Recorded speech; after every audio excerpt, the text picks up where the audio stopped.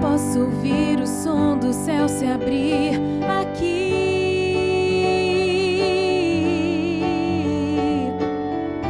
Derramando sobre este lugar bênção sem fim.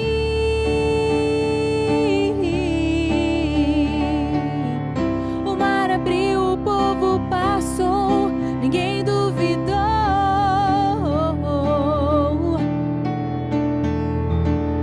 Eu posso sentir a brisa, o cheiro da chuva. Derrama a tua chuva neste lugar, derrama a tua vida em nós, ó Pai. Nós queremos mergulhar nas águas vivas do altar. Derrama a tua chuva neste lugar, derrama a tua vida em nós, ó Pai. Nós queremos mergulhar nas águas vivas do altar de Deus.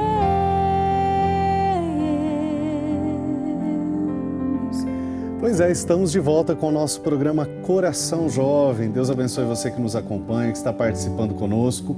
Lembrando que o nosso tema hoje não é toque, eu só sou organizado, né? Excesso de organização. Nós estamos falando um pouco sobre toque, transtorno obsessivo compulsivo e como isso pode afetar a nossa vida e também a nossa religião, a nossa fé, como a gente tem que tomar cuidado para que a nossa espiritualidade seja cada vez mais purificada e também para que a nossa vida possa ser vivida da melhor maneira possível. Com Cristo o coração não envelhece nunca, nós queremos um coração jovem sempre. Lembra que no último bloco nós fizemos uma perguntinha, né? Na verdade essa pergunta também foi feita no nosso Face, Coração Jovem. O que te irrita mais, quadro torto ou gaveta semiaberta, né? Então essa foi a pergunta justamente para tratar desse assunto. Nós tivemos aqui algumas respostas. Viviane Prates, um abraço, viu? Obrigado pela participação. Não me irrita, mas se eu vejo um quadro torto, eu tenho vontade de arrumar. E uma gaveta aberta, eu tenho que fechar ela logo. Né? Aqui a Célia também, Célia Graciano. Ambos me irritam muito. Ela é de Palmeiras, Deus abençoe, viu? Um abração. Quando é casa de alguém muito amigo, eu vou lá e arrumo. Né? Mesmo se na casa de outra pessoa. Às vezes eu acho que eu tenho toque, pois não vou deitar sem checar tudo. As almofadas em ordem no sofá, as toalhas no banheiro arrumadas, os sapatos guardados, a pia da cozinha em ordem, tudo certinho. Né? Duas coisas, a Eliette, viu? Um abração, viu, para você e para o João Pedro, tá? Deus te abençoe. As duas coisas me irritam, tanto a gaveta aberta, semi-aberta, quanto o quadro torto. O Pedro Henrique também, Pedro Medeiros, as duas coisas e também interruptores que não estejam iguais. Nayara, gavetas. Areta Carvalho, gavetas e portas abertas de armários. Gente, quando o armário não começa, vai passando o tempo, ele vai perdendo ali, se encosta, ele não fica fechado, se encosta, ele não fica fechado. Até o jeito de falar, né? Agora eu me entreguei. Se encosta, ele não fica fechado. Então isso realmente me irrita um pouquinho, tá? Tem um pezinho lá. Tem um pezinho lá no toque, né, gente? Ô, Jesus. Alice Mari, olha, já me irritei muito com as duas coisas. Tive que me adaptar, porque tenho marido e filha que fazem isso sempre. Então, às vezes, hoje eu deixo as gavetas abertas. A Márcia Damião também, olha, as duas coisas, não chega a ponto de irritação, mas me incomoda muito. Só que, claro, eu tenho que fechar a gaveta, arrumar o quarto, o tapete, a toalha, a roupa no varal, etc, etc. Né? Aqui a Joana Dark falando, olha, as duas coisas, mas sem exageros, né? Isso é bom. Deus abençoe, viu, Joana? Abração também, Márcia. Quadro torto, olha, o que mais ganhou aqui foi meio empatado, mas o que mais ganhou foi o quadro torto. Gente, ó, quadro torto, a maioria, mas tem gente que explica, eu tenho desconforto, mas não é uma irritação, não é algo que me derruba. Bom, gente, aí a gente envolve até outras coisas. Eu vi uma pessoa dizendo, né, a Célia, falando assim, olha, eu tenho que arrumar, tenho que deixar as toalhas, tudo organizado, sapato, pia limpa. A mania de limpeza é considerada toque? Em alguns casos, sim. Em alguns casos, sim, né? Sim, é uma das... porque tem a ver, né, como o Padre Rodrigo estava falando, geralmente tem uma relação forte com a contaminação, né? Ah, sim. Sabe, é um receio grande com a contaminação e às vezes não necessariamente por doença imediata, né? Mas às vezes assim, algo que vai apodrecer e daí vem a doença.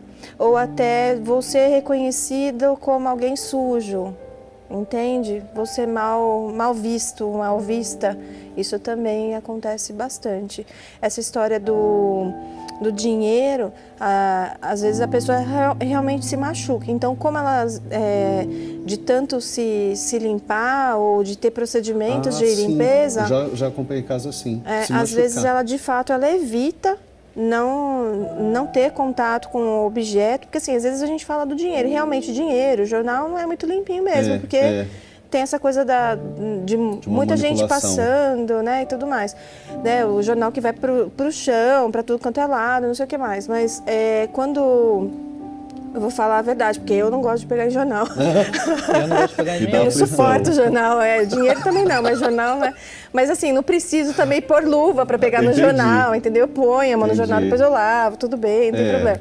Mas assim, as pessoas até, elas não põem a mão mesmo. E se põem luva, eles põem 4 luvas, assim, é uma coisa... É extremo. Assim, é angustiante. É isso que eu acho que, quando o padre perguntou, né?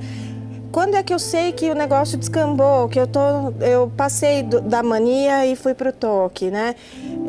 Geralmente é isso, é o sofrimento, é quando eu começo a fazer evitações faço 1001 estratégias para que outra pessoa abra a porta para que eu não tenha que pegar na maçaneta, sabe? E tem uma espécie de toque que não é muito divulgada na mídia e que é muito comum, que é o que a gente fala do jogo mental. E isso é bem comum e que gera um sofrimento imenso, sabe? É quando a pessoa ela começa assim, a fazer pensamentos, então vem o pensamento lá angustiante. Aí ela elabora novos pensamentos ou novos rituais mentais para trazer o alívio para aquele pensamento inicial. E aí vai. Então, padre, é um sofrimento imenso. E aí não tem a ver necessariamente com contaminação direta e limpeza, não tem a ver com checagem, né? Então ninguém está vendo. Aquela pessoa ali às vezes passa anos e anos. Aquele pensamento que está sendo... Isso, elaborado. Na verdade, o fundo aí é que a pessoa ela tem o medo que aquele pensamento se realize. Exato. De alguma forma que o pensamento prejudique alguém. Mas ela não desenvolve um ritual que possa ser observado externamente. O ritual é repetir outros pensamentos para fugir daqueles pensamentos obsessivos. Ela fica pensando o tempo inteiro.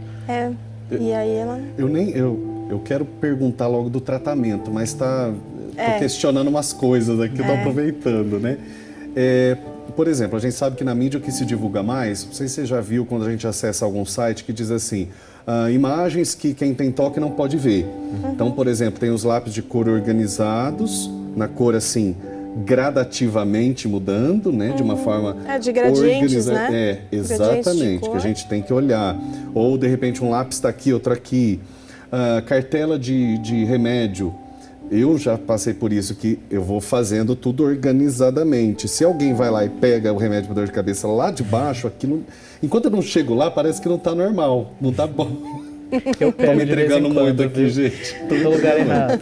Tá, mas enfim, por exemplo, para a juventude hoje, é certo dizer que a mania, às vezes, por exemplo, de checar a mensagem do celular com frequência, né? A gente vê aqui mesmo, né? Que todo mundo, a gente não pode dizer todo mundo, mas todo mundo está aqui, o pessoal das câmeras, todo mundo, a gente vê, nós, quando dá um intervalinho, a gente corre lá e dá uma checada. Eu já me peguei à noite, chegando no momento assim, nossa, eu preciso ver todas as mensagens antes de dormir. Então, sei lá, tem lá 200 mensagens no WhatsApp, eu preciso ver antes de dormir, mas eu não preciso ver. Mas isso pode se tornar uma forma de transtorno? Pode, padre. Deve ter até nome para isso já. Na verdade, hoje, é um novo ritual. É por isso que eu trouxe o jogo mental até. Porque, assim, acho que é o momento, né? Porque às vezes a gente fica tão engessado achando que, na verdade, existem só essas manifestações. Mais a limpeza, só o básico. É porque é o mais divulgado, é o mais, assim, foi até, assim, o mais... enfim, é o mais comum de ser dito. Ficou mais popular, né?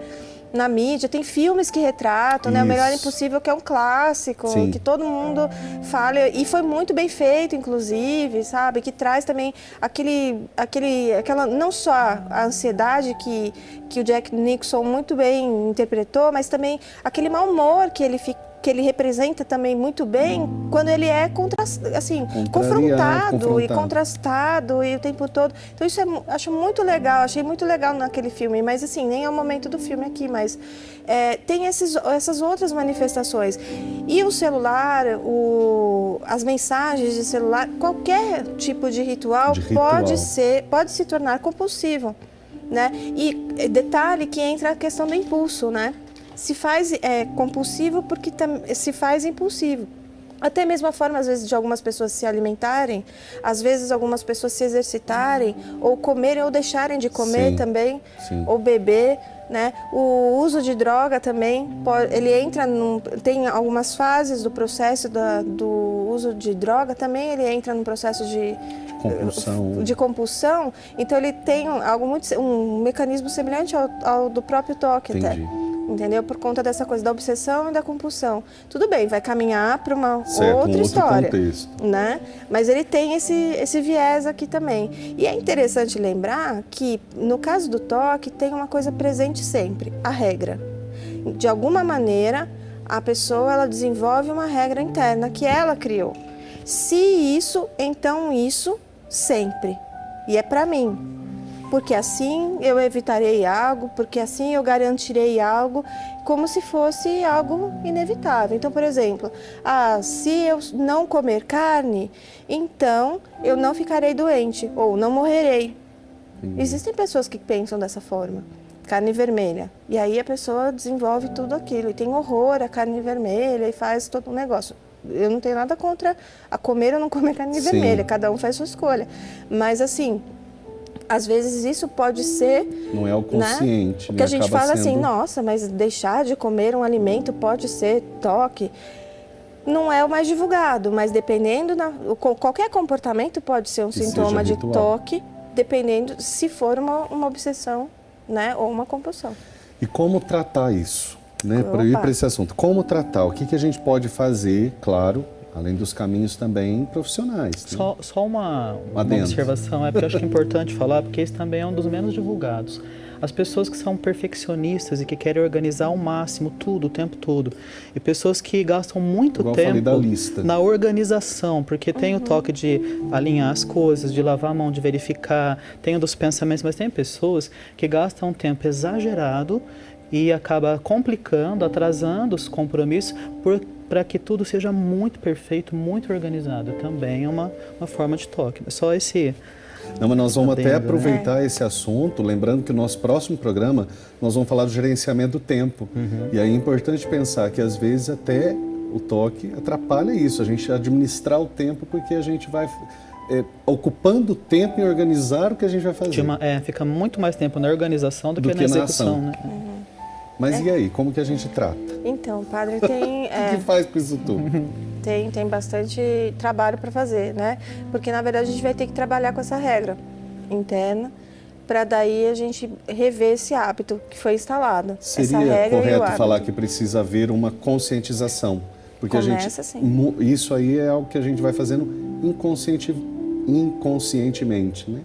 Realmente a pessoa não percebe que instala, né? Ninguém escolhe simplesmente, eu acho que eu vou ficar, né, obcecado por tal coisa, né? Ninguém faz uma escolha. A gente pode até ter uma mania lá que a gente até adota, mas quando a gente está falando do toque, ninguém escolhe ter toque, né? Então, aí entra, sim, numa conscientização, num processo de psicoeducação muito forte, para dar isso sempre com terapia, em alguns casos com medicação, porque a ansiedade e a angústia que a pessoa vivencia é muito grande. Não é brincadeira, sabe? Não é frescura, não é... É importante isso, porque a gente tem que levar em consideração que você talvez fala, eu não tenho isso, mas fulano é certeza que tem. Talvez é uma forma também de olhar com mais compaixão, né? Sim. Manias, organizações, até uma vez eu cheguei em casa toda feliz, porque para quem não sabe aí lá de casa, eu também tenho várias manias, assim como todo ser humano, né? E o pessoal lá de casa brinca que eu tenho toque, né? E eu acho assim, eu tenho lá minhas raízes lá, né? Claro, tenho várias manias, mas outro dia eu vim toda escolada em casa, porque eu sou uma enxaquecosa, e o neuro explicou porque eu tenho minhas manias. Eu fiquei toda feliz.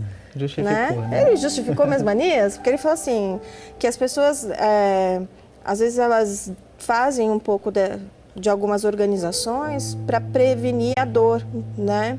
O enxaquecoso, ele tem esse lado. Então, às vezes é confundido. Então, também tem esse lado. Às vezes você acha que porque você tem manias... Ó, padre, viu? Tá salvo. Ufa, padre. Eu gostei dessa Gostou, parte. Né? Me ajudou, justificou alguma coisa já. Eu trouxe isso aqui, até alguma coisa bem pessoal, mas é verdade, porque a gente às vezes desenvolve alguns procedimentos para nos facilitar a vida, para evitar algumas complicações e tudo mais, né? Tem esse lado. E para o toque não é diferente. Então, é importante identificar se é ou não é, se isso gera, se tem de fato uma obsessão, uma compulsão instalada, para poder agir. E nessa ação, quando a gente fala de fato do toque, em muitos casos a gente vai ter que trabalhar junto com os psiquiatras ou neurologistas para eles associarem algumas medicações para esse alívio da angústia, porque senão a angústia é tão apavorante que a pessoa ela não consegue mexer. Como eu falei, eu recebi pacientes que não saíam de casa mais. Sim. Entendeu? E isso é um crescente, é muito intenso. Paralisou a vida, né? Paralisou a vida em função do toque, né? Então, não é uma coisa assim, a gente brinca com as manias, claro, mas o toque não é brincadeira. Exatamente. Né? E como eu falei, existem manifestações e graus de complicações e comprometimentos. Né? Tem comprometimentos assim, de manifestações muito severas aí. Né? De complicações Tanto que severas. Nós estamos falando, né, de certa forma, todo mundo tem algum tipo de mania e hábito, isso é natural. Mas nós estamos dizendo então aqui que, podemos dizer assim, nós todos percebemos algumas manias. Claro que algumas são até justificáveis, outras são... dá para lidar com elas e seguir, mas a gente precisa tomar consciência quando perceber, ou ajudar alguém a tomar consciência quando perceber que isso está tirando o nosso bem-estar, paralisando a nossa vida. E talvez seja necessário, sim, uma ajuda profissional.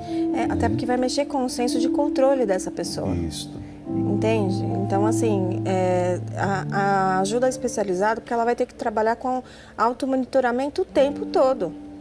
Né? Porque são coisas que ela acreditava que funcionava para a vida dela. Sim. E ela vai ter que rever e de uma maneira que ela não, por exemplo, ela pare de conferir fechadura e passe a conferir janela. Porque isso acontece Entendi. quando você está trabalhando com pessoas com toque, né? Então, assim, parei um sintoma e desenvolvo outro. Parei de lavar as mãos e começo a fazer jogos mentais.